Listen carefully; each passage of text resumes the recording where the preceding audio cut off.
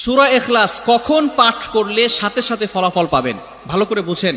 সূরা ইখলাস হচ্ছে পবিত্র কোরআনুল কারীমের ভিতরে ছোট সূরাদের ভিতরে অন্যতম একটি সূরা। তবে ফজিলতের দিক থেকে সূরা ইখলাস হচ্ছে গুরুত্বপূর্ণ ফজিলত, এবং এই সূরাটা এমন একটা সময় আল্লাহ পাক রব্বুল আলামিন নাজিল করে দিয়েছেন যখন আল্লাহ রাসূল সাল্লাল্লাহু আলাইহি ওয়াসাল্লাম দ্বীনের প্রচার করতে লাগলেন।